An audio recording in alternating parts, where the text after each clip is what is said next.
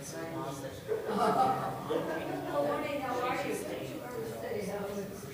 When she came, her mom came home. Yes, every once in a while I do. She wouldn't answer all of it. How are you doing? Good. And so 6 months after, in the middle of winter, Morning. said, oh my God, all this stuff is still here. And all the suits and stuff.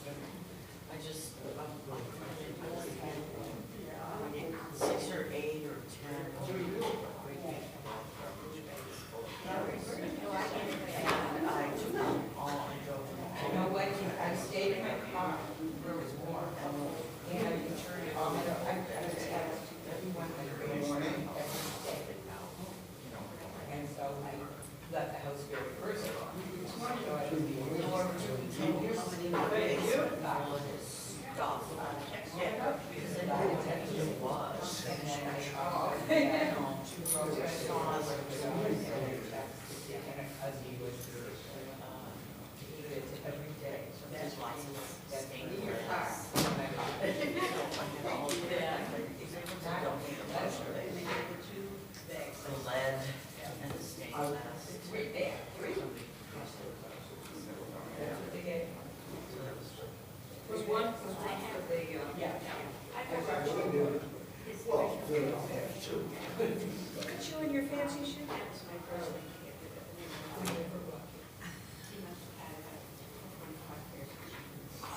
Oh my God. A real saver. Yeah. Now I see how pretty it really is. Morning. Is it good? Let me see. Out there? Yeah. Oh, how sweet. He's always here early. He's always family free. Oh, I love it. I love it. Now each way in. I love it. And I wish I couldn't wear my luxury and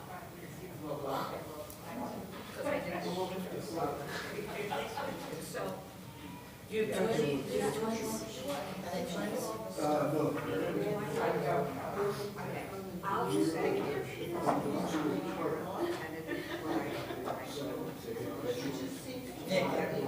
yesterday. You know, that's what my children, my daughter Abby. All right, she's still My daughter Abby didn't want to, she started classes and then she plucked out. She didn't want to do it. It was too much work. And then Josh, our brother, who was 2 years younger, started studying. And so she decided she really missed it. And she went back to school. And then the two of them, the name that's spoke, we get it. Now I have to open it. But she don't believe me that she is no more. I can go over right there. Oh, yes. But it's,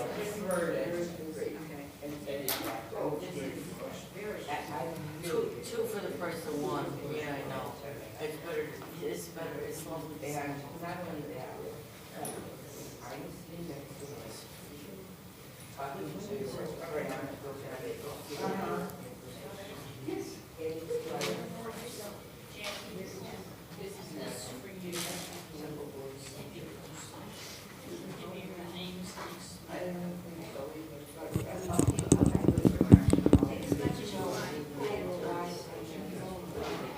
1, 2.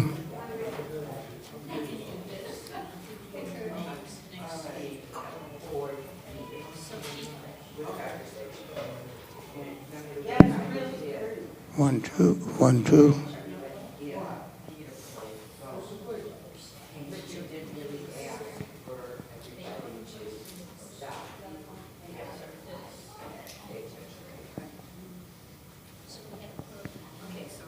So here's what Jill and I did, okay? Here's what we ordered. Okay, so this is the March, April, May, June, and then we're done. Yeah, so we look at it. So,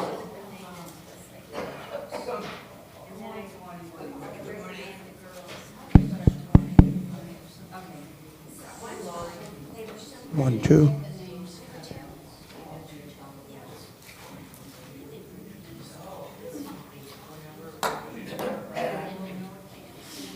yes, I really would. And I made this decision, you know, I don't have.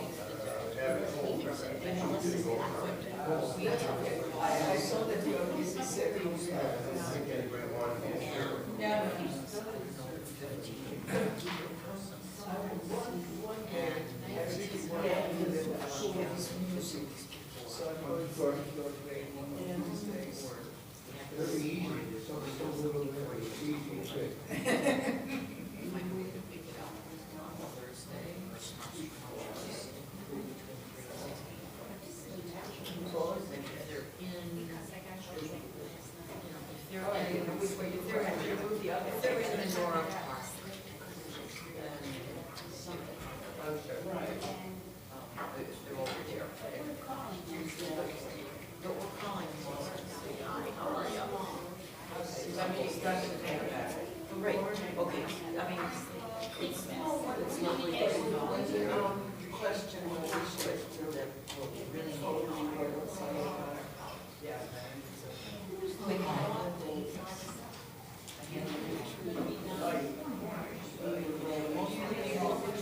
Yes, no, we have some strength or things to cover, and then, this says, definitely,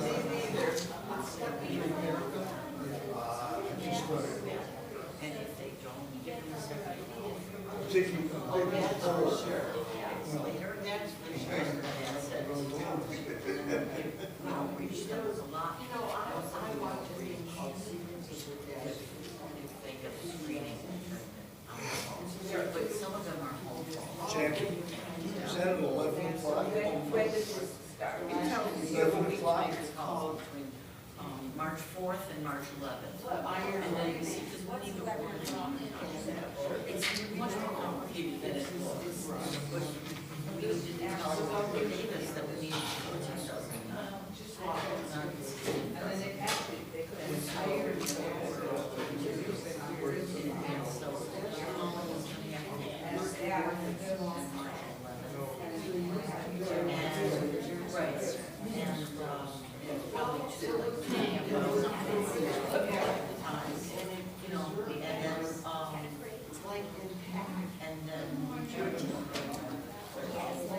Well, they could study it in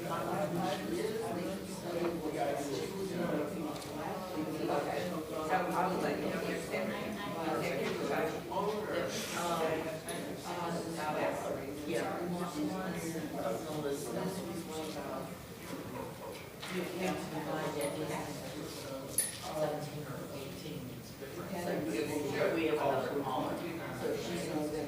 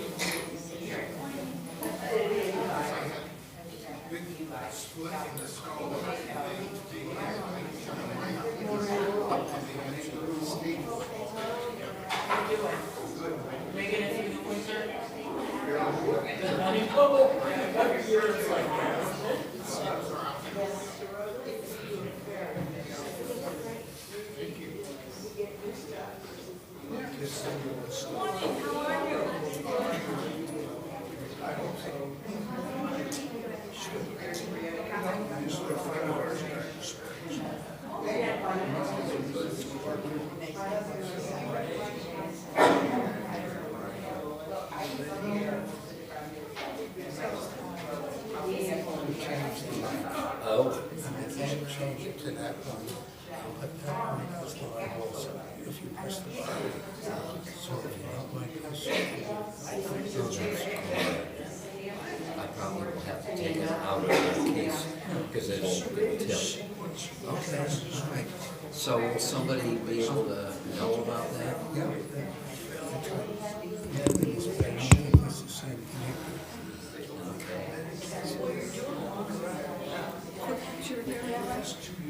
Yeah, okay, all right.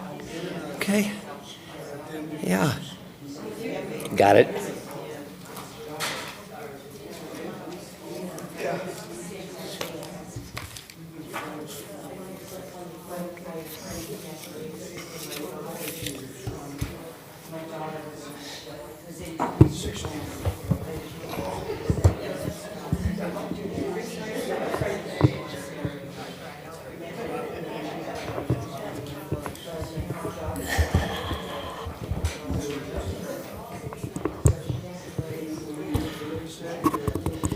Good morning, everybody. My goodness, I feel like something is sticking in my face, and it is. Okay, good to see everybody this morning. Shabbat Shalom, did we say that already?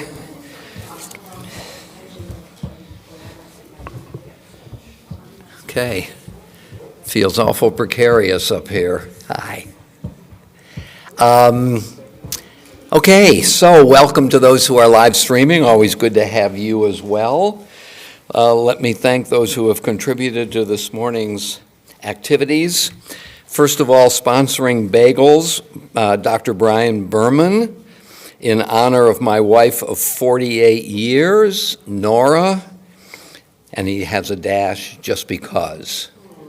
So Brian, thanks so much for thinking about us. I know you tune in. Brian lives in Detroit, longtime Clevelander, participant in Torah Study for many years, and continues long distance. So many, many more wonderful years for Nora and you together. Live streaming, it looks like the Torah Study Fund is sponsoring live streaming this morning. And Ingrid Halpert for picking up bagels. Thank you very much, Ingrid. Appreciate it. Okay, so want to turn to a new topic this morning, and that is the topic of humility. First of all, let us do our blessing for the study of Torah. Baruch atah Adonai Eloheinu melech haolam, asher kidshanu b'mitzvotav v'tzivanu la'asok b'divrei Torah. We praise you, Lord our God, sovereign of the universe, who sanctifies us through God's commandments and joining upon us the obligation to immerse ourselves in words of Torah. Amen. Okay, so what I'd like to do, at least my plan here, is to first look at a couple of different views about humility, and then to turn to biblical passages which deal with it, with some of that background and some of the options for what humility means in mind, okay? So I recently came across a very interesting review in the New York Review of Books. I don't know whether you are aware of this periodical or journal or newspaper. It comes out every couple of weeks, I think, and I've been a subscriber for a long time. It's a wonderful journal. And this is a review of all things of a book by Jeff Dyer, and the name of the book is The Last Days of Roger Federer. Some of you know who Roger Federer is, one of the greatest tennis players of all times. I think he has 20 major victories. And this is a fairly long excerpt, but I feel it's important to kind of give us the background for a certain view of humility. Okay, here it is. I know that those who love Roger Federer will always be haunted by those occasions when he came up short in heartbreaking fashion. His fans, who number in the millions, cannot bear to revisit the 2008 Wimbledon final, in which Federer, after 4 hours and 48 minutes of play, lost to Rafael Nadal 9-7 in the fifth set as darkness engulfed center court. We cannot bear to remember Novak Djokovic's slapping a ridiculous forehand return against him that saved match point in the semifinals of the 2011 U.S. Open, in which Djokovic went on to win. How many remember that shot? Okay, very good. I do, very much so. Astonishing shot. Most of all, we cannot bear to think about, let alone rewatch, the epic 2019 Wimbledon final in which Federer squandered 2 match points on his own serve against Djokovic and went on to lose the match.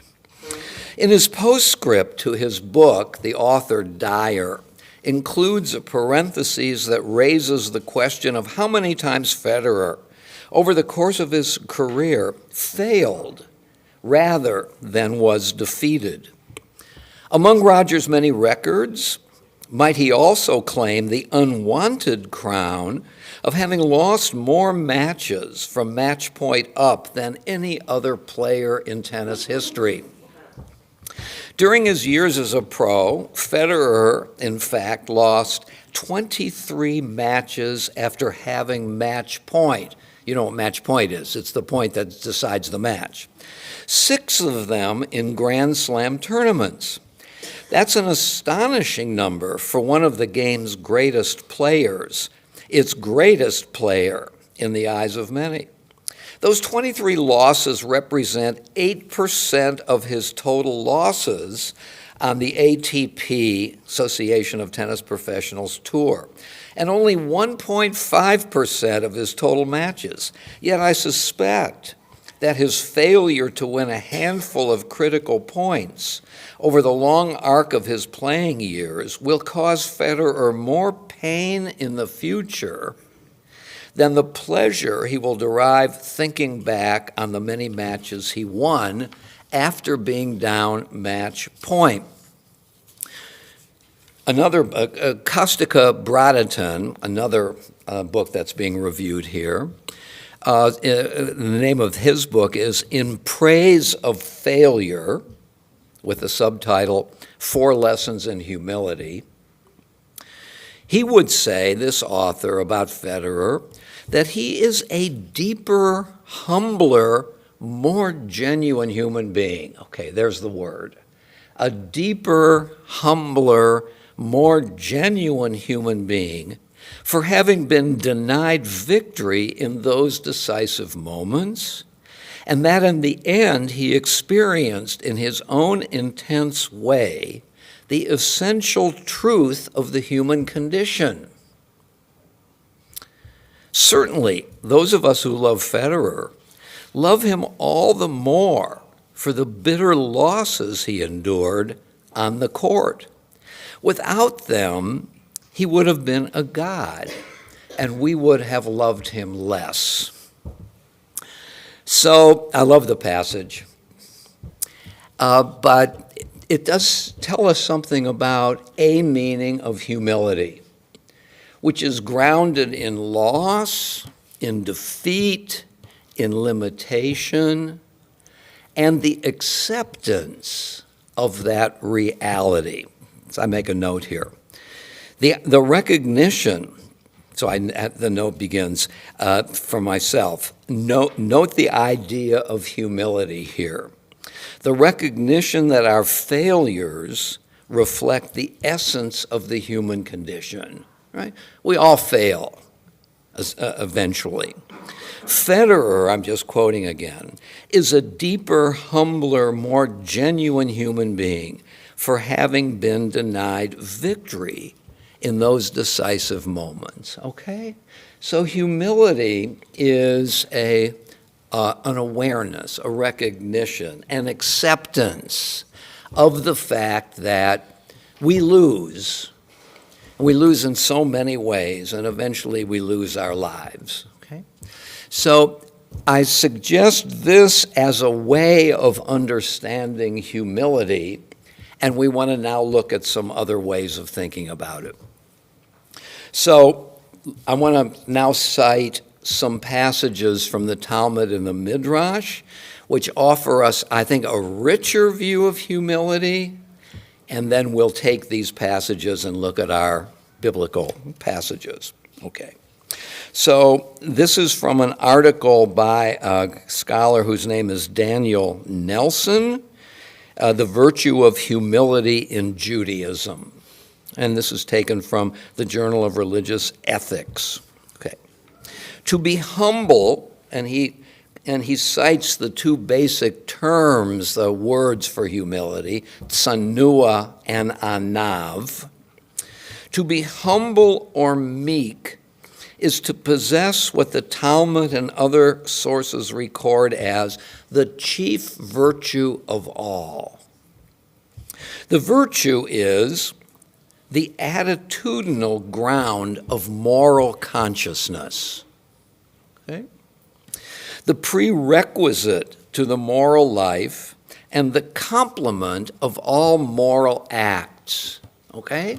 So the Talmud here is suggesting more than humility is merely an acknowledgement of our losses, of our weakness, of the fact that we are defeated, but sees it as a premise for moral action. Humility is repeatedly mentioned as an essential virtue of a good rabbi. It is a preventative and an antidote to the morally corrosive evil of pride, which God regards as the equivalent of idolatry. Okay?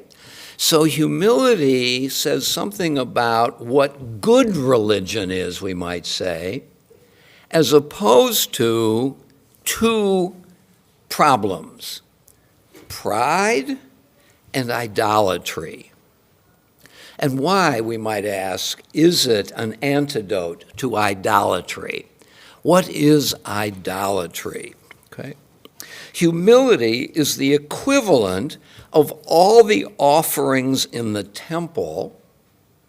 So humility, the stance of humility, is kind of a way of worshiping God, equivalent to all the offerings in the temple.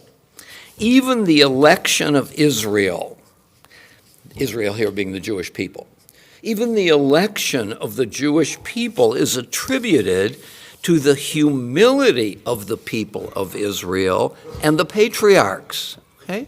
So oftentimes the Bible will say, not because of anything you did, but you were a free choice of mine. I chose you because I love you, not because of what you did to deserve it. And here, the author is going in a slightly different direction, that God chose Israel because of something prior, the humility of the patriarchs and the matriarchs. We've often said that Genesis serves as the background for the stories of the Exodus, and here is another way, more specifically, of thinking about that the humility of the patriarchs and the matriarchs led God to choose the Israelites, of which they, the patriarchs and matriarchs, are the paradigm. If this is the way this people is going to act, I'm going to choose them, is what the Talmud is suggesting.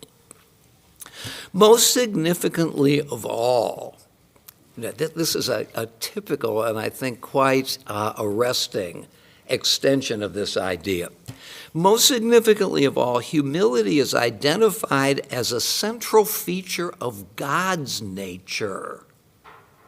God himself is humble. How do I know this? Demonstrated by his presence on insignificant Mount Sinai. Okay?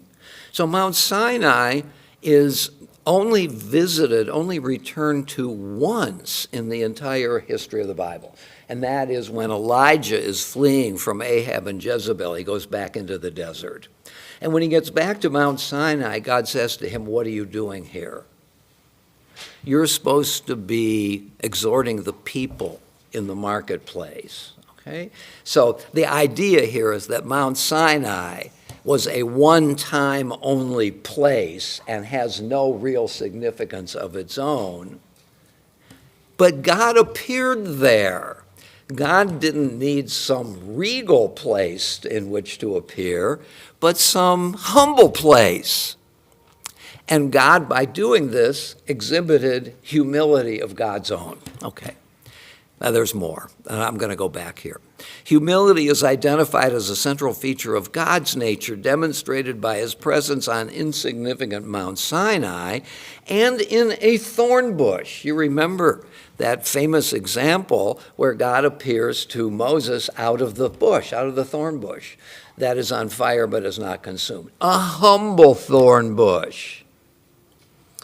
And also through God's care for his people. I think the idea there is, does one expect the highest point on the great chain of being to come down and work among the poorest of the people at the lower levels of the chain of being? So that's that idea, I think, about God's humility. And God's concern for justice for the poor. Okay? So even God is representing humility. And just as God clothes the naked, so should you clothe the naked. Just as God buries the dead, so should you bury the dead.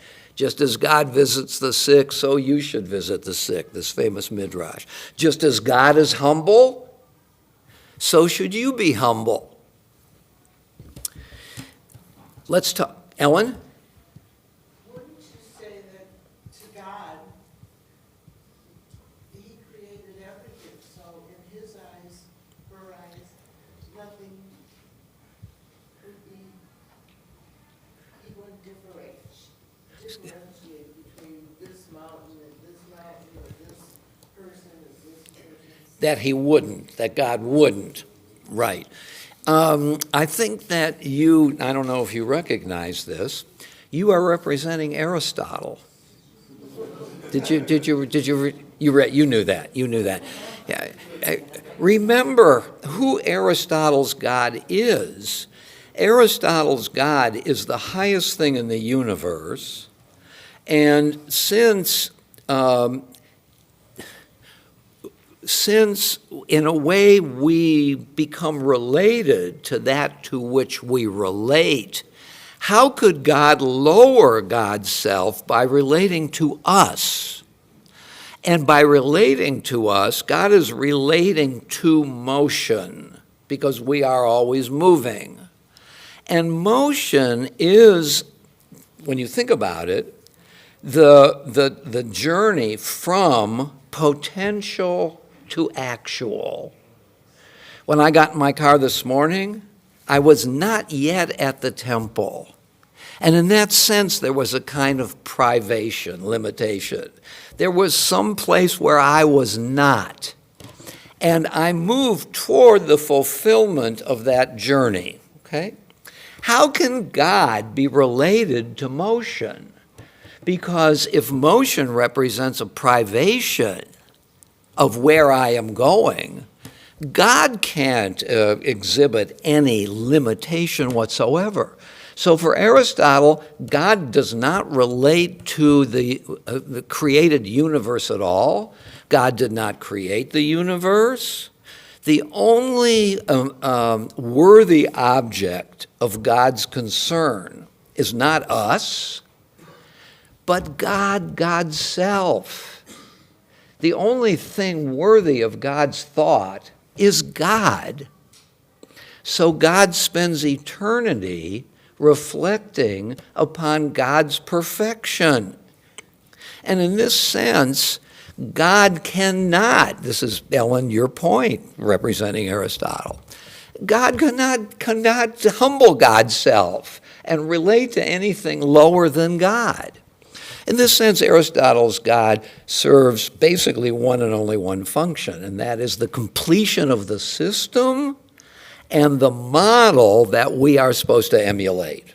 Because the highest faculty of all is reason, so God is thinking about his own thinking. What else would be worthy of his thought? Eternally.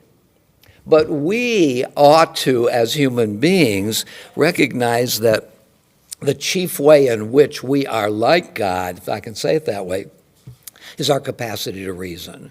And so just as God represents fully actualized reason, our goal in life, our vocation, is to bring our own capacity to reason to fruition. So this is a very different, look, it's a powerful view of God if you think about it. God as kind of the highest thing in the universe to which we ought to emulate, the goal of human striving, but very much unlike the Bible's God, in which by definition, I don't know by definition, God is not only sole creator, master of the universe, but God comes down and involves God's self in the activities of human beings. And in this sense, we might say that God humbles himself by deigning to be involved with and concerned about little old you and me. So God manifests, reflects the paradigm of humility, right? And I think that early Christianity wants to suggest that in very powerful terms, that the whole notion of kenosis, which is emptying, God emptied himself in order to take on human flesh. There's a kind of humbling there. Ellen? I have a sister, if you want the antithesis of humbly, who used to argue with my father that she was smarter than Aristotle. And my father said, well, you know more because we know more now. If Aristotle lived next door, chances are. He would know it too. Yeah. That is something, how could anybody say, you can be greater than Roger Federer,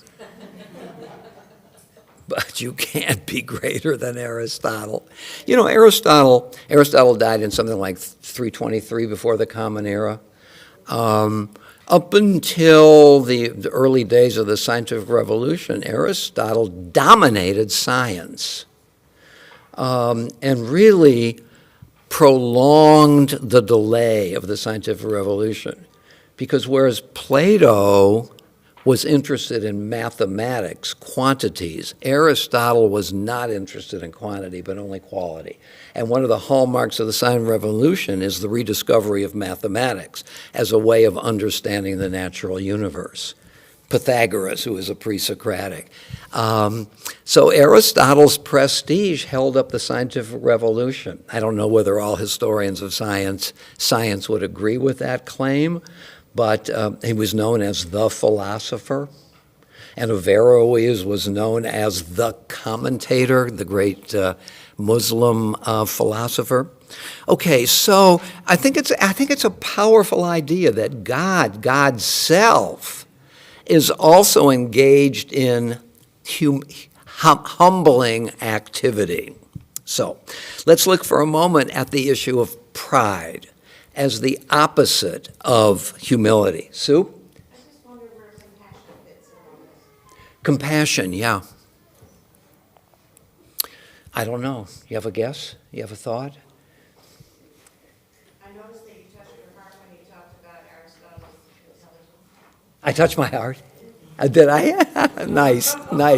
Oh, yeah. Well, what do you make of that? That's my love of Aristotle. Yeah. Right. Yeah. Yep. Compassion. Is that a Greek? Is that I'm sorry? Don't you think it is an offshoot of humility? Compassion. Yeah. Feeling with, which is what compassion means. Yeah. Feeling with the people that God created. Who are suffering. Yeah, good point. Compassion is an expression of humility, being able to get outside of oneself. I like that. Right. The prefix "com," which means with, passion, which comes from the word passive, to be receptive and not acting, so to speak. Michael? I think that humility is equal to ability to forgive people, to understand the human weaknesses. Good. I like that. So Michael was saying that I mean, it corresponds in a way to what Doris just said. We can think of humility as the compassion, the capacity to put oneself aside and be able to, let's just put it this way, lower oneself. Maybe that's not fair to say it, but not to think of oneself as the only entity in the universe and be unwilling to feel the pain of somebody else or to feel the limitations of other people, which leads us to do the wrong thing, for which we ought to be willing to forgive. The unwillingness to forgive may be an example of pride. Who am I? Who are you that requires me to forgive you? I'm not going to lower myself to do that, maybe pride. Let's talk about pride. So here's another quote from this piece, which I just quoted.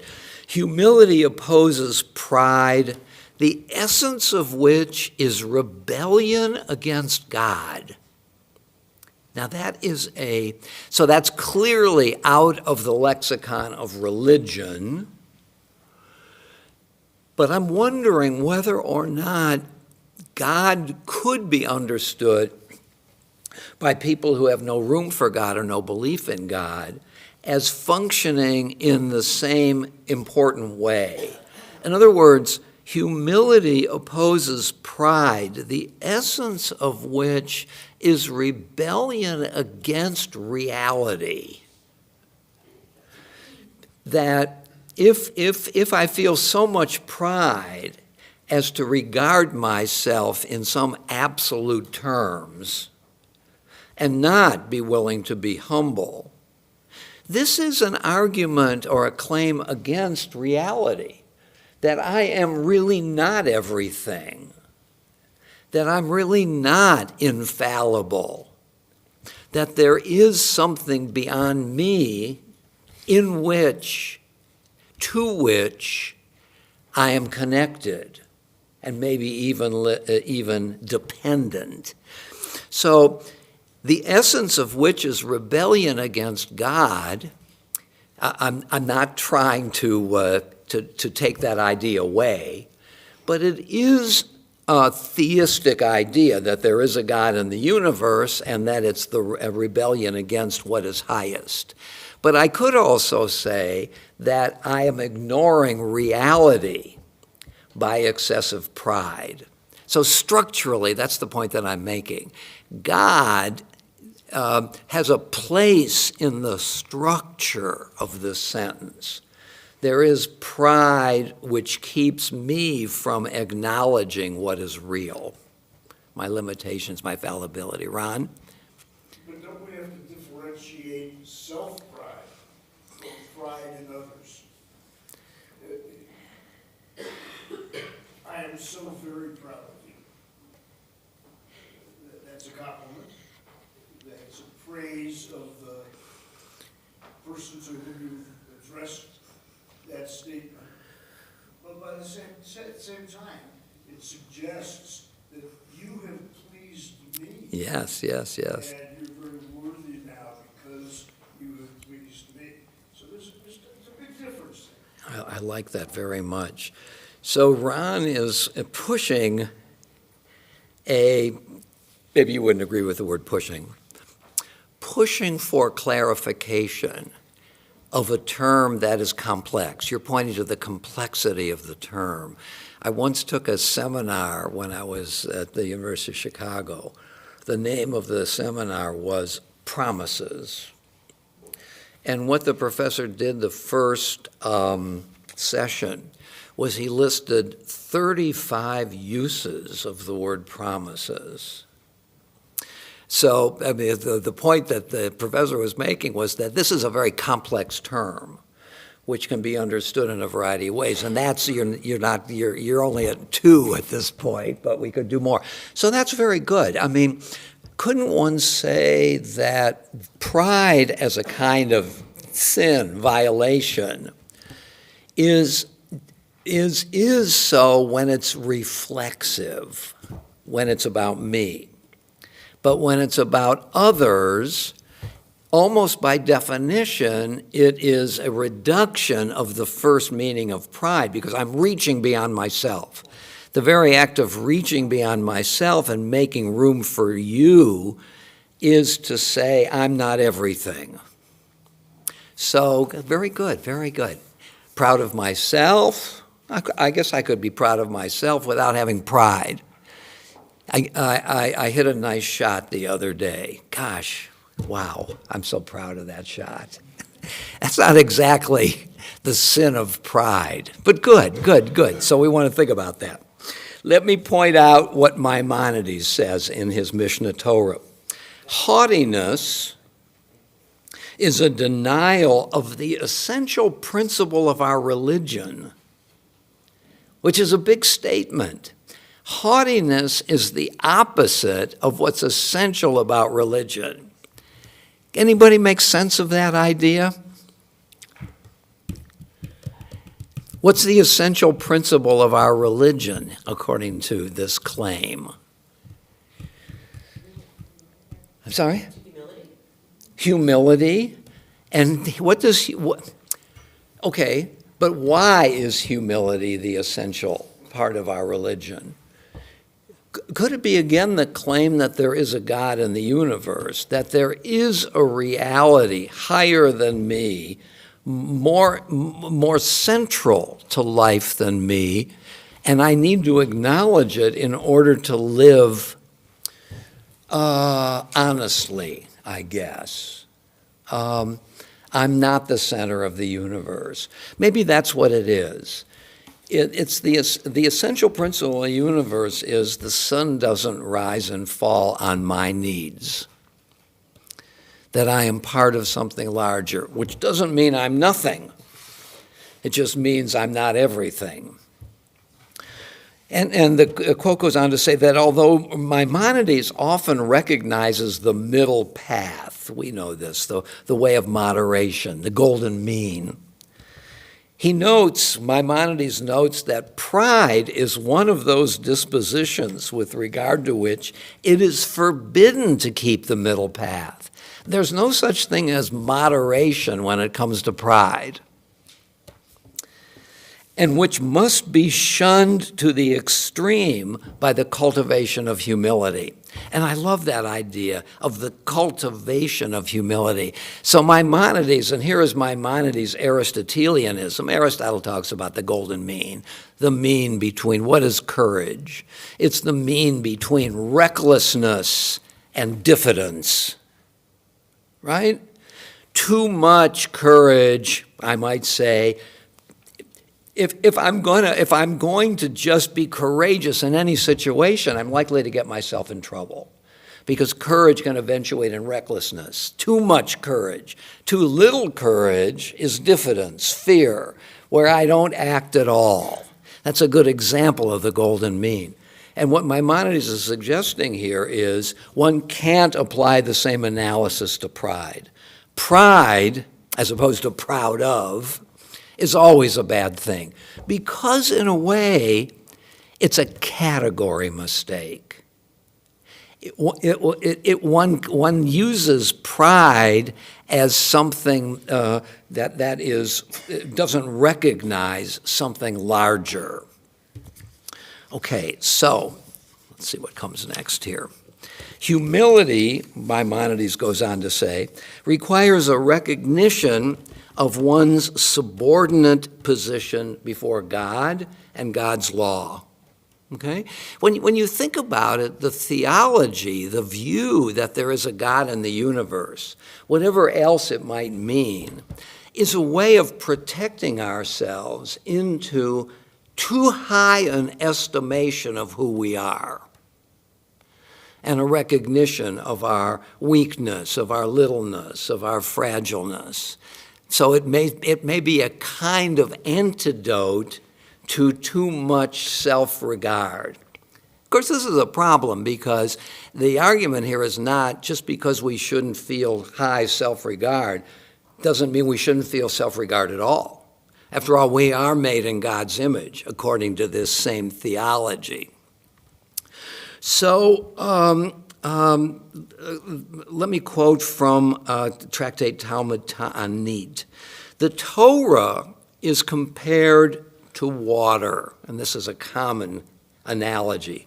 We could see it. Water is nourishing. Water is essential for life. So is Torah, both essential and nourishing.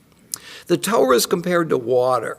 For just as water only runs downhill, never uphill, the word of God can be heard only in a humble heart. What about that? That's a very arresting analogy, isn't it? That if I'm too high and water is Torah, I'm not going. My very pride is going to keep me from understanding not this sentence or that sentence, this story, that story, but the fundamental worldview represented by Torah, which is theocentric and not theo, God-centered, and not homeocentric. Here's a quote from Rabbi Eliezer, and this will, I think, lead us to our Torah passages. It was not, the view of Rabbi Eliezer, it was not because you were greater than any people that the Lord set his love upon you and chose you. The Holy One, blessed be he, said to Israel, I love you because even when I bestow greatness upon you, you humble yourself before me. I bestowed greatness upon Abraham, yet he said to me, I am but dust and ashes. I bestowed greatness upon Moses and Aaron, yet they said, are we nothing? Okay? And I looked that up. And the quote is slightly different, but here it is from Exodus chapter 16. For who are we? There's the are we nothing. For who are we that you, the Israelites, should grumble against us? Your grumbling is not against us, but against the Lord. So it's a fair use of that quote. For who are we doesn't say we're nothing, but I think the implication is, why are you bothering grumbling against us? The perpetrator of your ills, according to you, is not us, but God. I chose David, continuing Rabbi Eliezer's point, yet he said, but I am a worm less than human. This is a quote from Psalm 22. So what Rabbi Eliezer is doing is pointing out those moments when those heroes thought of themselves in terms of humility, which is the condition, not necessarily for God choosing them, but for continuing to choose them. Okay? So the claim here is the greatest of heroes, Abraham, Moses and Aaron, David, all express that cardinal virtue of humility. But the passage goes on. But with the heathen, it is not so. I bestowed greatness upon Nimrod, and Nimrod said, come, let us build a city. And upon Pharaoh, I bestowed greatness. And Pharaoh said, who is the Lord? Okay? So these great villains of the Bible boost themselves excessively. It's a creative use, isn't it, of different heroes, different stories, different passages. So here comes another idea here, and that is the relationship between humility and ethics. Okay, so for Jewish ethics, this is a quote from another author, Ronald Green. For Jewish ethics, God is conceived not only as the source and the sustainer of the moral life, but as its exemplar or archetype as well. The injunction, you shall be holy because I, the Lord your God, am holy. So that notice that's just not God as lawgiver, but in a way as model, exemplar for how to act. The injunction, you shall be holy because I, the Lord your God, am holy, Leviticus 19, is generally regarded as forming the basis of all specific obligations and duties. So this idea of imitatio Dei, the imitation of God. And we talked about that, didn't we? We talked about parents and children. Parents not just saying what the rules are, but embodying in their own lives the principles they would like their children and grandchildren to exemplify. But if humility is a principal virtue of the moral life, then it is a virtue that must be predicated of God, the moral exemplar. Okay, so Green is just engaging in a kind of logical argument of what we've already said, that God exemplifies humility by coming down and dealing with the poor, by appearing in the thorn bush, by coming down on a nothing mountain, Mount Sinai, which this author needs to say if he's feeling that imitation of God is the way in which we understand ethical principles. And if one of our ethical principles is humility, we need to find it in God. That's sort of the back door into this idea. Thus, and Green goes on to say, humility has two orientations, to God and to social relations. Notice the beginning of the quote that I just said before this one. For Jewish ethics, God is conceived not only as the source and sustainer of moral life and so on. So Green has now introduced two ways in which to understand humility, as a religious idea and as an ethical idea, and not just one or the other. Humility has two orientations, to God and to social relations. But, he goes on to say, genuine humility in one presupposes humility in the other. I suppose you might say that ethics requires some greater foundation than merely ethical principles, and that the spiritual notion of humility needs to eventuate in how we treat one another. So they're interconnected, according to this view. That is, Jewish ethics and religion should be understood as a unity, and humility should be regarded as a unified moral religious virtue. And there's a dash between moral and religious, tying them together. Moral religious as one entity.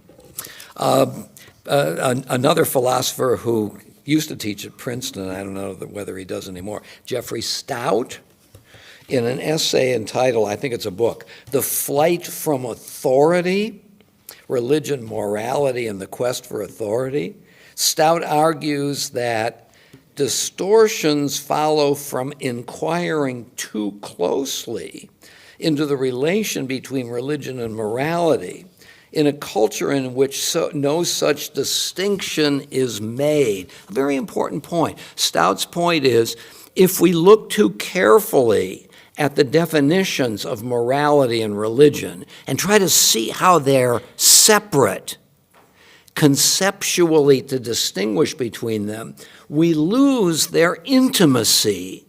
We lose that these are interconnected. It's a very powerful point, isn't it? That the Jewish religion, according to this, and maybe all religions, connect religion, the idea of God, our place in the universe, with our ethical obligations, intimately connected. Our temptation, Stout goes on to say, to think a clearer picture, conceptually clearer, that is to try to locate the differences between religion and morality, and to say this is a better picture would not be clearer but reductive. We're trying to get to, is it one or the other? And I think the key idea here is that it's both. That in a way they're mutually dependent on one another. It's a very powerful idea. That ethics, according to this view, must depend upon something like a God, something like a fundamental principle of reality. And that this fundamental principle of reality is not just for the sake of relating to this reality, but relating to the world which this reality has created, something like that, the intimate connection between the two. Okay, so let's now open our Bibles and begin to look. Notice that we've looked at a variety of ideas about humility. The first one about Roger Federer is that in a way humility is a very simple idea, right? It's the idea that we lose, that we're limited, we're defeated so often, plus the acknowledgement of that as the reality of our lives. So, just to put it in spatial terms, let me say it and see if I agree with it, that this view of humility looks at the most fragile parts of the human experience and locates it right there. Humility is an acknowledgement of problems, losses, defeats. And we're heroic for that acceptance and acknowledgement. And there's something powerful about it. But when we get to the Bible and the Talmud, we see that humility has to do with something to do with religion, something to do with pride, its antithesis, something to do with ethics, our connection to one another. Okay? So, let's first look at Genesis chapter 18. And I think we're going to see that, in a way, this notion of humility helps us to understand some of these familiar passages in ways we may not have before. So, chapter 18, starting with verse 16, page 25 in the Jewish Publication Society Bible. Is that what you have? Yeah. Thank you. The Tanakh. So the men set out from there, and there was Abraham's tent, if you remember, where Abraham offered hospitality. The men set out from there and looked down towards Sodom, Abraham walking with them to see them off. Now the Lord had said, "Shall I hide from Abraham what I'm about to do? Since Abraham has become a great and populous nation, and all the nations of the earth are to bless themselves by him." Okay, all right, very good. "Shall I conceal from Abraham what I'm about to do?" Because Abraham is the founder, the exemplar, we might say, of the people that will come from him. And in what sense, we might say, does this chapter define how Abraham is a model? How does he model? How does he tell us what it means to be a descendant of Abraham, a member of this people? Since Abraham, verse 18, is to become a great and populous nation, and all the nations of the earth are to bless themselves by him. For I've singled him out, that he may instruct his children and his posterity to keep the way of the Lord by doing what is just and right, in order that the Lord may bring about for Abraham what he has promised. Then the Lord said, "The outrage of Sodom and Gomorrah is so great, their sin so grave. I will go down to see whether they have acted altogether according to the outcry that has reached me. If not, I will take note." Okay? So I'm going to see how I should respond, Sodom and Gomorrah. So the men went on from there to Sodom, while Abraham remained standing before the Lord. Abraham came forward and said, "Will you sweep away the innocent along with the guilty? What if there should be 50 innocent within the city? Will you then wipe out the place and not forgive it for the sake of the innocent 50 who are in it?" Okay? "Far be it from you to do such a thing, to bring death upon the innocent." No, wait a minute. I lost my own train of thought here. Let's go back to verse 23. So Abraham came forward and said, Will you sweep away the innocent along with the guilty? What if there should be 50 innocent within the city? Will you then wipe out the place and not forgive it for the sake of the innocent 50 who are in it? This, I think, would be the idea of mercy. Have mercy even on the sinners for the sake of, and so on. Far be it from you to do such a thing, to bring death upon the innocent as well as the guilty, so that the innocent and the guilty fare alike. Far be it from you. Shall not the judge of all the earth deal justly? And the Lord answered, if I find within the city of Sodom 50 innocent, I will forgive the whole place for their sake. Abraham spoke up, saying, here I venture to speak to my Lord, I who am but dust and ashes. Okay? So there's Abraham's expression of humility. Good move by Abraham. Okay. Why is it a good move? Well, because he is indicating his disposition as the subordinate. Okay. And is he a subordinate? I suppose yes. Is this an expression of humility? Yes. Is it the Roger Federer kind of humility? In that, but you know what I'm saying. No, why not? Why? He dares to ask God to confront God, so that's not exactly, humility. Okay. He's challenging God. He's challenging God, but he does express humility. This is humility.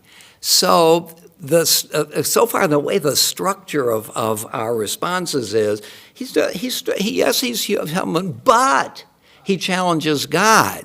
How about the following? He is humble and he challenges God, as if to say,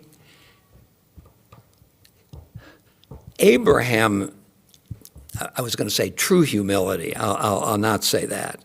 Abraham's kind of humility is complex.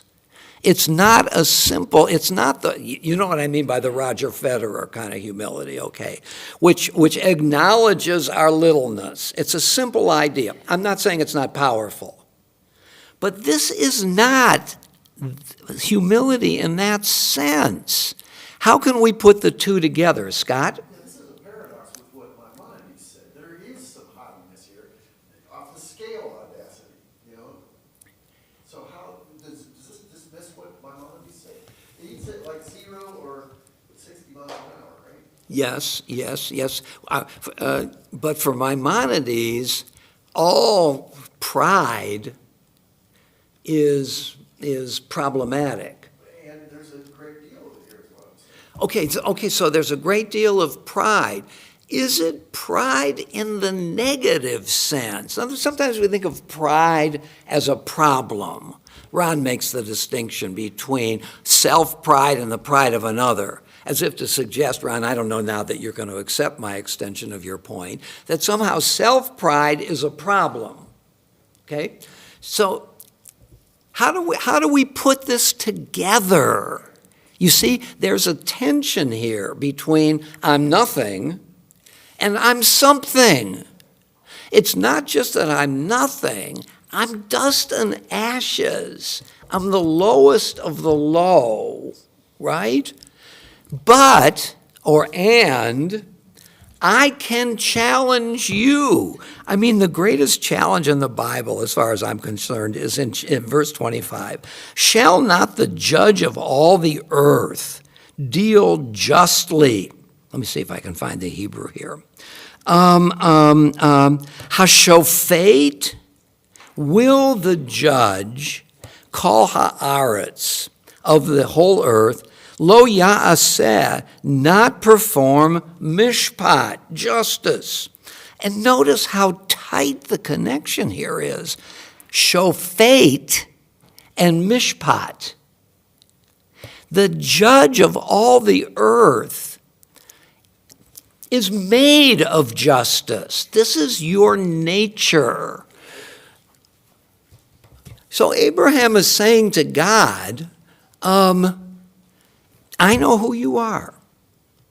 I know who you are. It looks like I know who you are better than you do, because you're about to do something that is problematic in terms of justice. Please, God, sit down. I want to try to drill home who you are.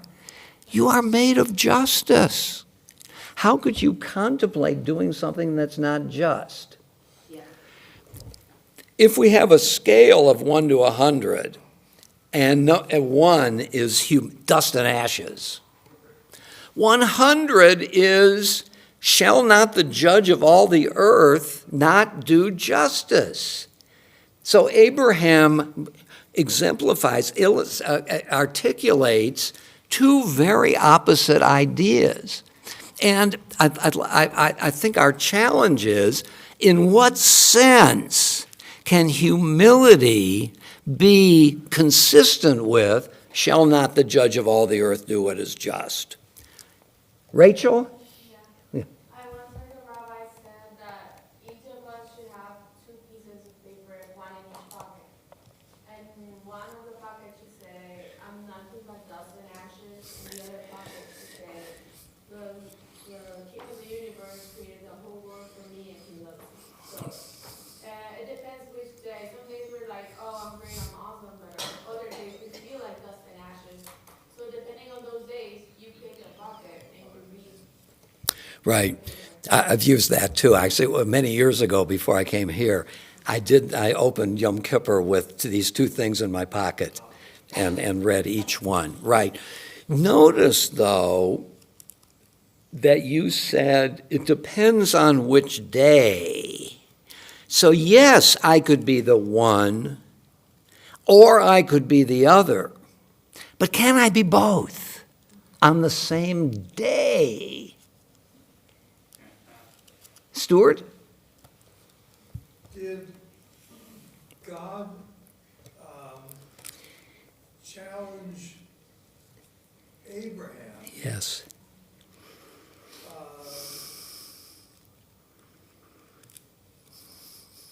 It sounds as though God was challenging Abraham by confiding in him his plan.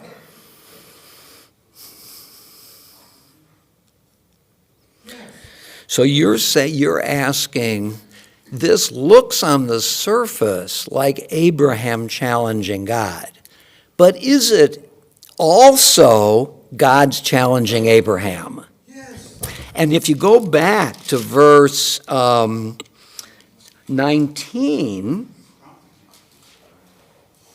verse 17, shall I hide from Abraham what I'm about to do? So think of it in terms of Stuart's point. In what sense can we see this as God's challenging Abraham? Or to put it differently, Abraham knows who God is. You're the just one. God is searching for, who is Abraham? I've chosen him. He's not just some guy. You know what we used to do on the playground when we divide into teams. And you be the captain here, you be the captain here. It's not that you are the captain all the time. You're just the captain for this pickup game. Abraham, God is saying, you're the captain for all time. And I want to know if you're up to the task. Shall I hide from Abraham what I'm about to do? Since Abraham is to become a great and populous nation, and all the nations of the earth are to bless themselves by him. It's how Abraham acts that will yield blessing to everybody else. I better know who this guy is under duress. For I've singled him out that he may instruct his children and his posterity to keep the way of the Lord, to do what is just as right, in order that the Lord may bring about for Abraham what he has promised him. So Stuart, I think, is raising a good point. God, it's similar. You remember that point at the golden calf after the people engage in the golden calf, and Abraham, Moses and God are on the top of the mountain. They're looking down and they're seeing this orgy. And God says to Moses, leave me alone that I may destroy the people. But who was bothering God? So this may be God's way of saying, are you going to leave me alone here, or are you going to challenge me? And Moses challenges him. Moses does what Aristotle would have wanted Moses to do. He offers reasons.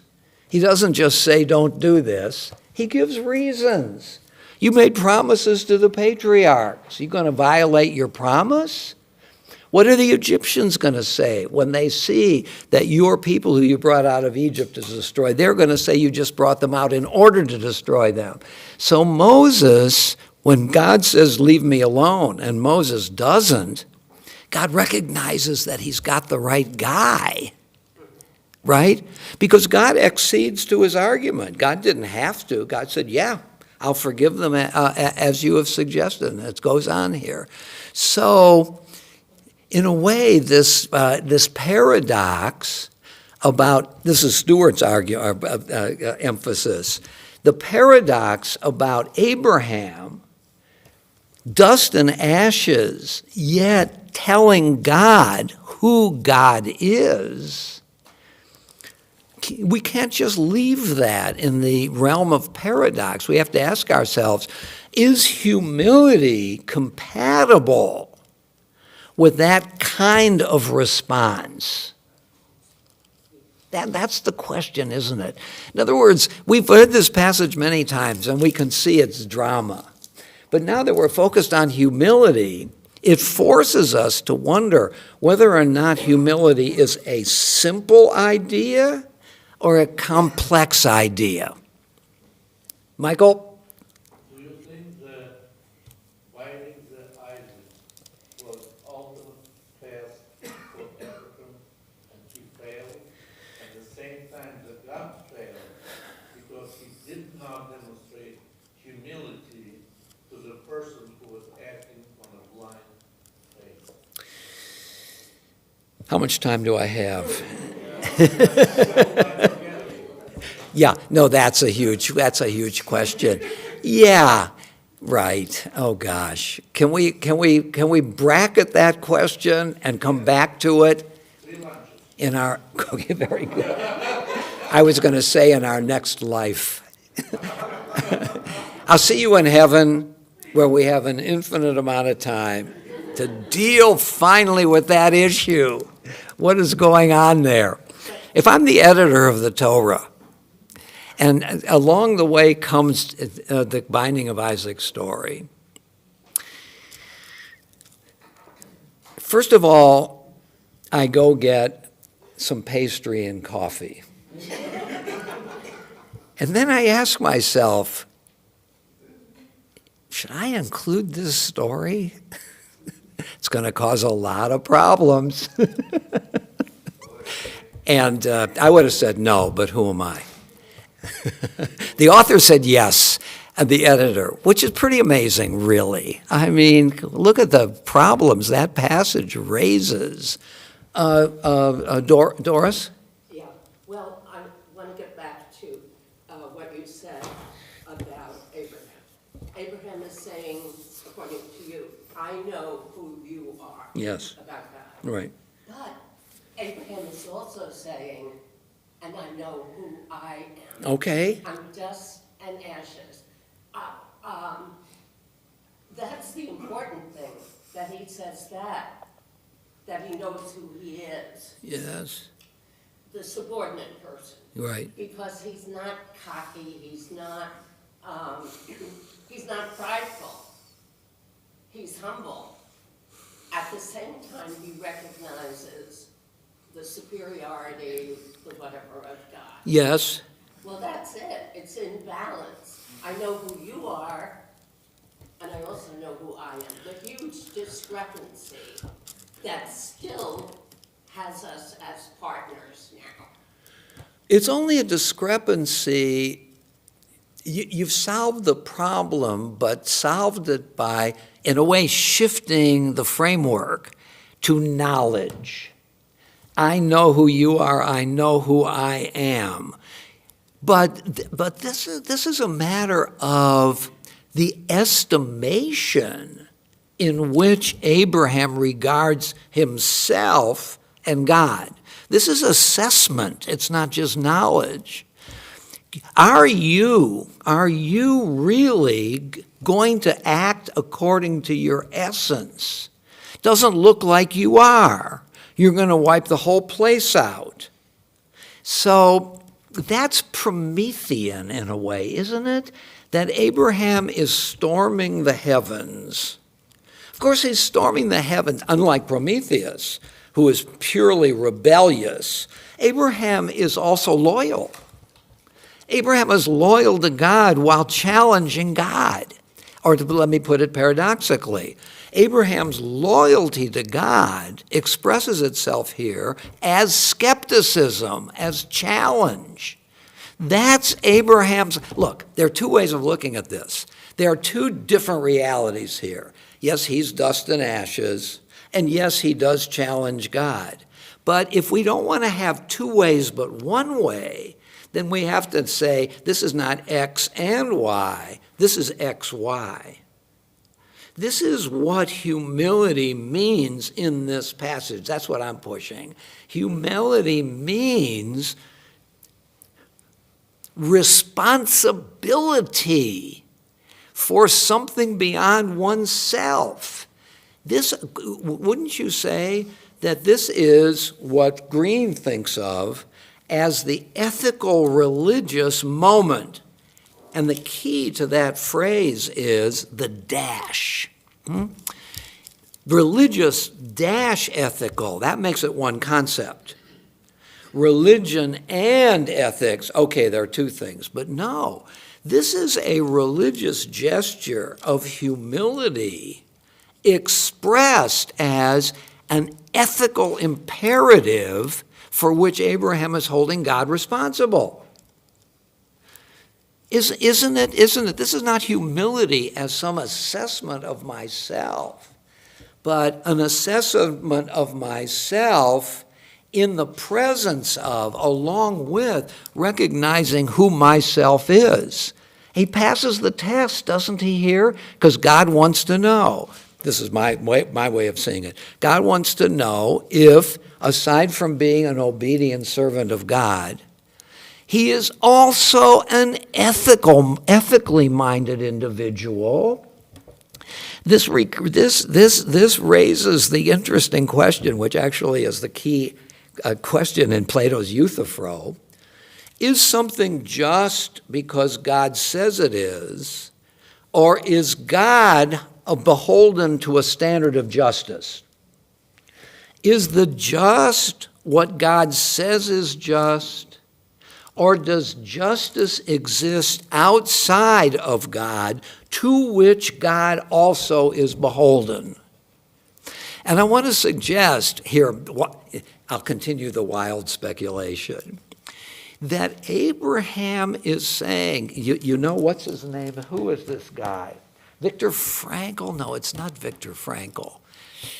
Who is it? You shall be as gods. Who is that? You shall be as gods.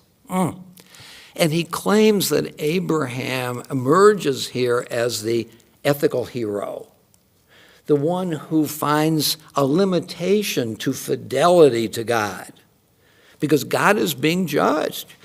Aren't you the one who is called justice? As if justice is a principle to which God is now being held responsible.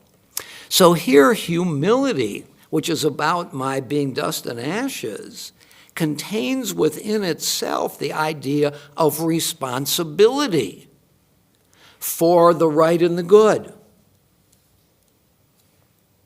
I rest my case. Nice Lynn?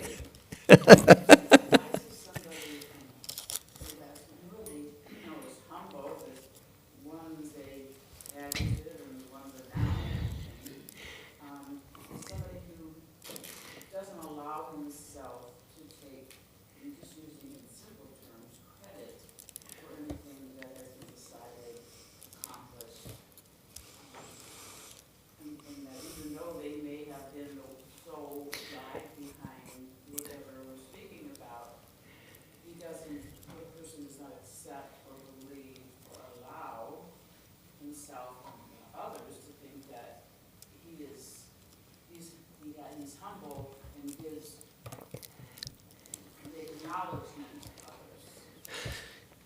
So I would like to suggest that this is not the biblical view of humility, at least in this passage, and I think in a couple of others, but not in all of them. Because that's the idea of humility, that I am too little to take credit. So my littleness is what's paramount. Abraham recognizes his littleness, but intrinsic to his littleness, is it intrinsic? That Abraham also feels something more. He feels his bigness over and against loyalty to the idea of justice. And he's going to call God on the carpet for it. And God loves him for it. That's a very different view of our existential situation as fallible, limited, fragile, finally losers, isn't it? Abraham is a hero, an ethical hero, and I wouldn't say in spite of the fact, this is contained in his view of dust and ashes. Don't know if I could make that. So that's what I'm suggesting here, that this is a very different view of humility than we sometimes think of it as. Let's move on to another passage. We can definitely come back to this. Numbers chapter 12. Numbers 12.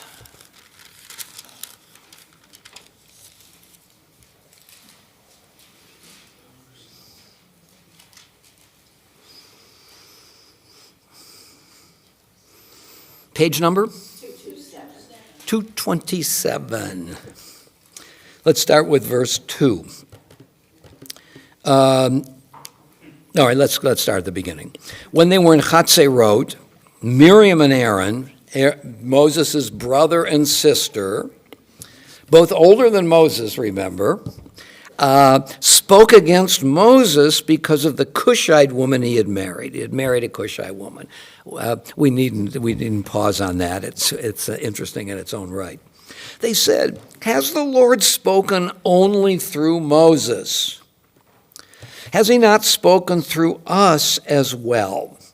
The Lord heard it. Now Moses was a very humble man. So, Ha'ish Moshe, the man Moses. Anav ma'od. Okay? It's not just that Moses was humble. Moses was very humble. More so than any other man on earth. Let's take everybody who exists and array them on a scale from 1 to 100, 100 being supreme humility. That's where Moses is. Everybody else is less humble than Moses. The author is really going for broke here. Suddenly the Lord called to Moses, Aaron, and Miriam, "Come out, you three, to the tent of meeting." So the three of them went out, and the Lord came down in a pillar of cloud, stopped at the entrance of the tent, and called out Aaron and Miriam. The two of them came forward, and he said, "Hear these my words. When a prophet of the Lord arises among you, I make myself known to him in a vision. I speak with him in a dream." Okay? Not so with my servant Moses. Okay? And my servant Moses is parallel to Anav Ma'od, most humble. He is trusted throughout my household.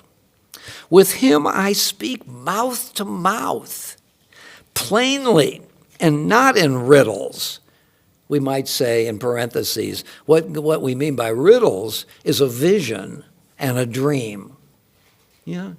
Because our dreams are a combination of what is happening to us in our sleep, but also takes into account, we might say according to Freud anyway, of some of the anxiety, some of the things that are going on in my own life. It's a combination of what's given and what exists before it's given. I bring to it So the prophets, Isaiah speaks the language of the city. Amos speaks the language of the pasture. So that the prophets, what they say is a combination of aspects of their own particular lives and what is given to them. It's not pure revelation. It's revelation contextualized by their own circumstances, right?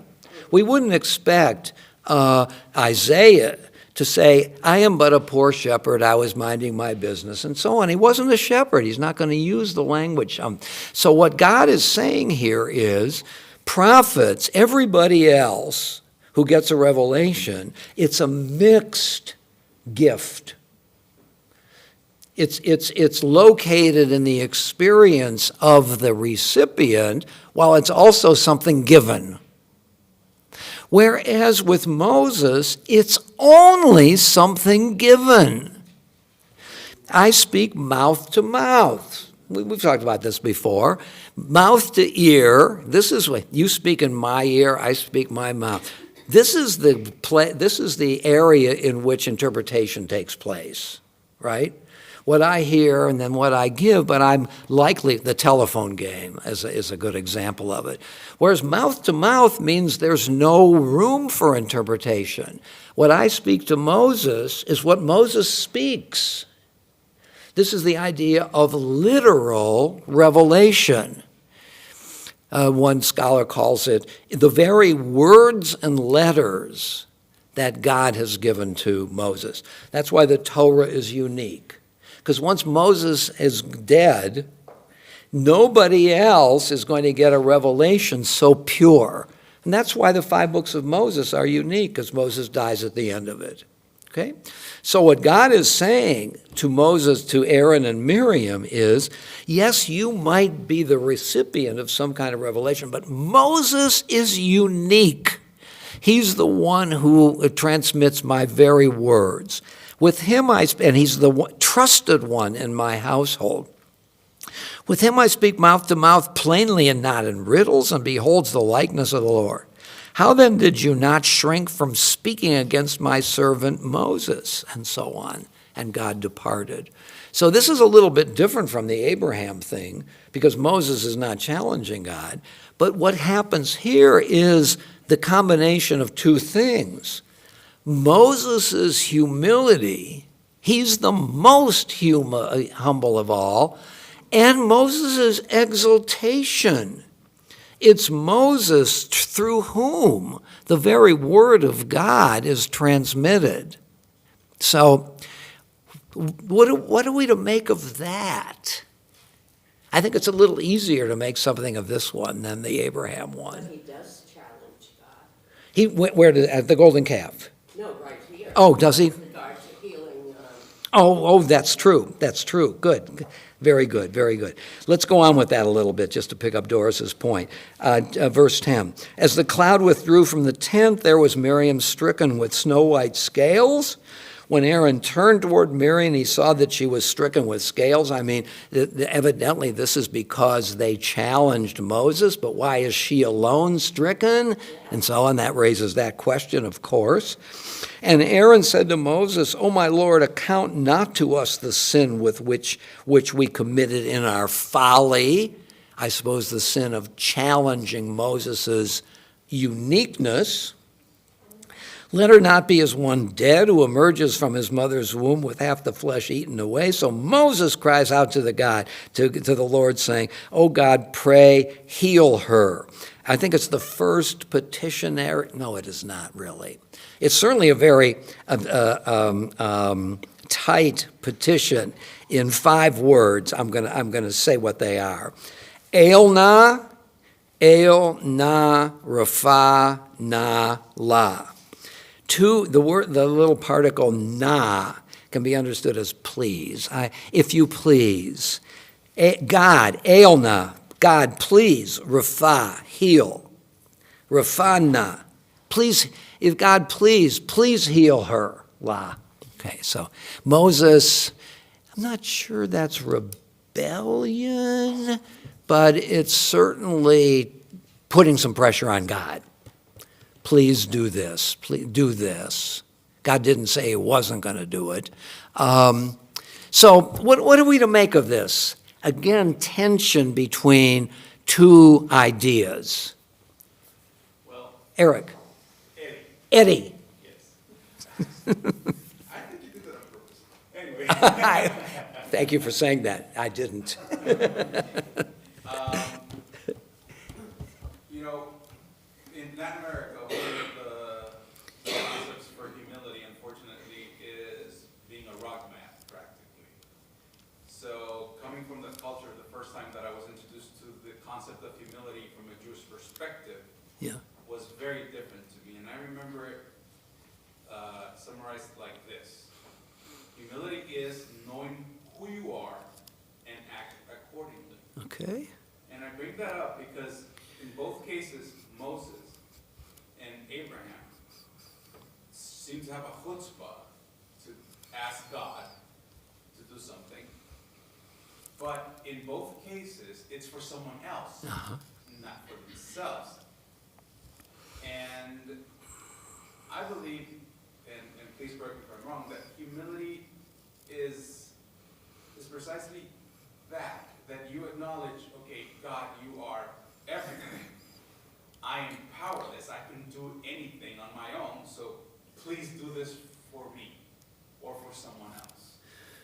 And I love that concept because, again, it's not letting yourself be beat up by someone else. Okay. Because trust me, that is what in Latin America is taught as humility, unfortunately. But rather have some, and again, we go to that dichotomy, have some self-pride, but not to the point where you are proud. Okay, very good. I like that. So this notion of humility contains within it the idea of agency. It's not that you lose your agency, your capacity to act, or the validity of acting, even against God when you think God's actions may be questionable, but it's grounded in a more fundamental recognition of who I am. It starts with the truth of who I am, and then that's the transition I'm still having a little trouble with. I could say and then, but that would be two things. In what way is it one thing? My littleness, well, maybe part of it is if I recognize my littleness and you are in my life, then that elevates my responsibility to you because I'm little and you're there. It's not all about me. It's about something else. I'm still not so satisfied with that. But that's what we're dealing with, isn't it? This is a humility that is dynamic. It's not static in the sense of you are to receive what is given to you, even if it's very harmful, because you are low, you are nothing, you are dust and ashes. But the Bible's use of dust and ashes is situating an individual in a larger context. I mean, I could say that, but is that valid? I mean, I could say anything and trying to work it out. But there is something about the humility that we've seen here that does not equal being abased, to be nothing, to be negligible. It's to be somehow, again, to recognize our capacities. It situates us so that when we do express ourselves, which can seem like a form of arrogance, now let me tell you, now let me do, it keeps me from overestimating my own actions, even though I'm called to do them. Something like that. I just love this notion of the low, which is dignified, which has capacity, which can be a moral agent and a spiritual agent. Scott? It has to be. You can't be completely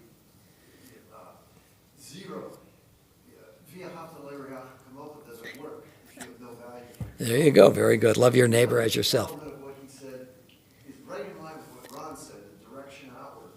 Look at the difference between these. It's distinguished from what Job, who God says fears him, and yet he warrants that lecture at the end about humility. No. These guys don't. No, okay. No. No. Very good. Very good. Cindy? I keep thinking of, I forget which politician said it, maybe it was Golda Meir, you're not important enough to be humble. And I see that there's a norm, and if you go below the norm, you work at going below the norm, you're humble.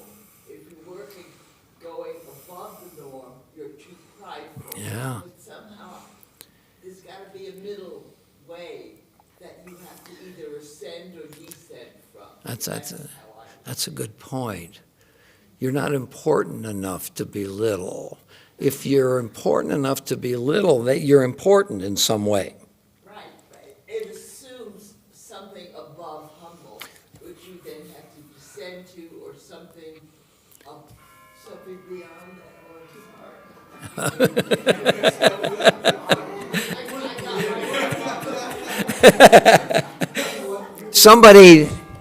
Somebody doesn't like what you just said, Cindy.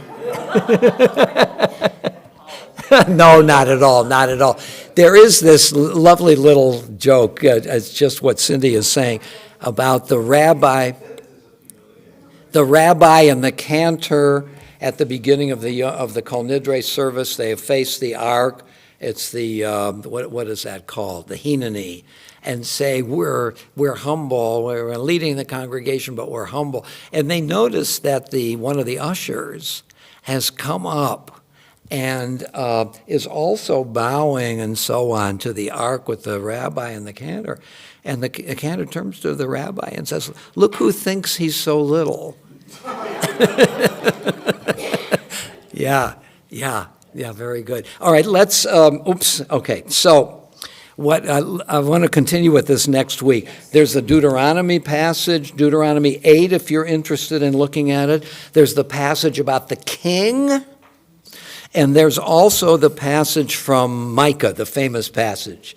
It has been told you, O man, what is good and what the Lord requires, only to be just, to love mercy, and to walk humbly with your God.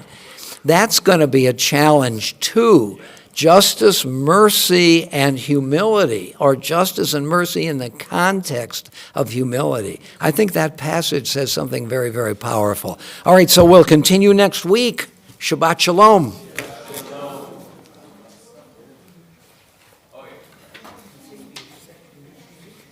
I can't stay very long, as I say.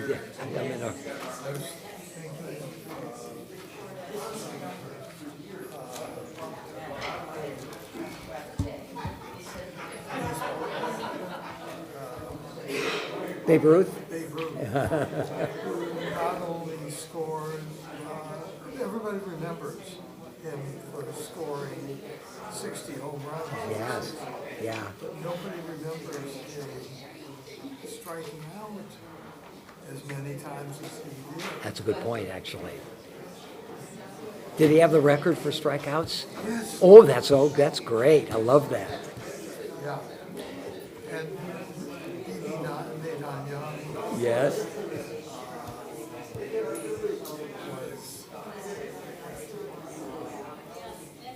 imitating God or taking the role of God by his actions in Gaza. In what sense? Taking lives? Yes.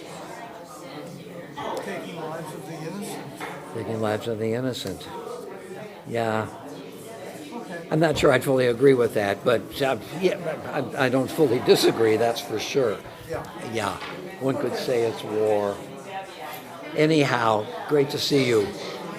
Thanks. Very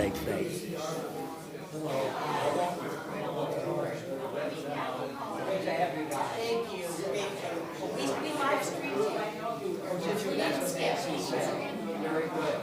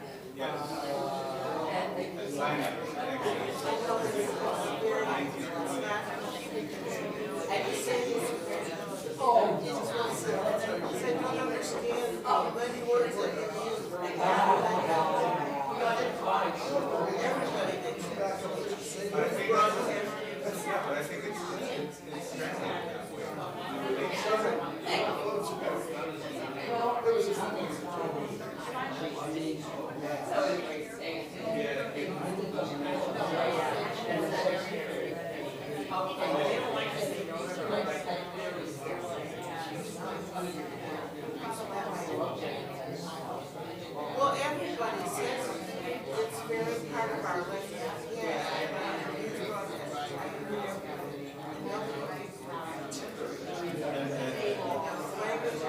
it will probably be except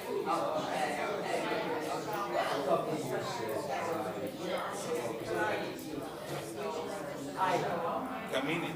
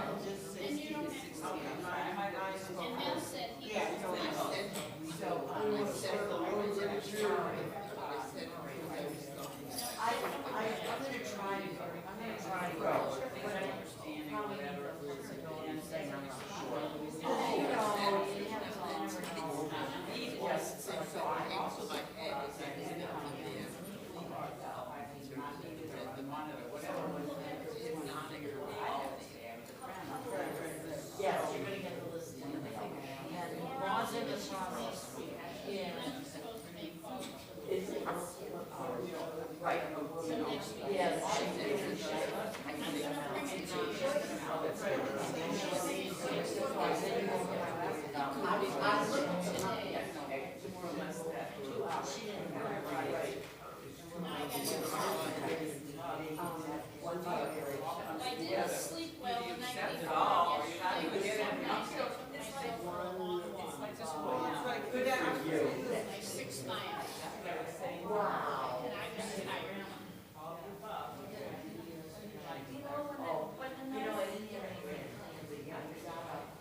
Oh, I was, two by people I didn't know. Get somebody. The insurance people, Not great. there's nobody working. She goes on, I'm not surprised. on a hospital. Lawyers told me to. They've been married 7 years. Spinning wheels and phone calls. And so I did. Staff advantage, right? Yeah, I think so. I don't get the time. Look at my picture. I'm sorry. I'm beyond it. I don't even understand it. It's not even like I mean, what kind of insurance are you supposed to have? liability. When you sell a house, liability, you're supposed to take out insurance? Some people do, it costs